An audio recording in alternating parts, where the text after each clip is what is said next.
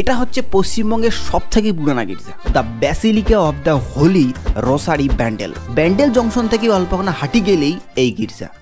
1599 সালে, মানে আজ থেকে 400 বছরেরও বেশি সময় আগত তৈরি এই গির্জার আর্কিটেকচার অন্য লেভেলের। গির্জার সামনেও একটা জাহাজের মাস্তুল দেখলাম। এটা নিয়ে একটা কাহিনী আছে। একদিন নাকি বঙ্গোপসাগরত একটা পর্তুগিজ জাহাজ ঝড়ত আটকে গেলে মেরিমাতা ওই জাহাজটা বাঁচায়। তখন জাহাজের কাপ্তান এই মাস্তুলটা একটা দান করে যায়। গির্জার ভিতরেও ঢুকি দেখলুম একজন মোমবাতি ধরেয়া প্রার্থনা করে ধরছে। দেয়ালত যিশুর মূর্তি, দেয়ালত ছবির নিচত ছোট ছোট গল্প লেখা। দেখলুম একটা সিঁড়ি, উপরে থেকে চারিপাশের ভিউ দেখার জন্যে উপরে উঠলুম। দূরত একটা ব্রিজ দেখলুম উপরে থাকি গির্জার সৌন্দর্য।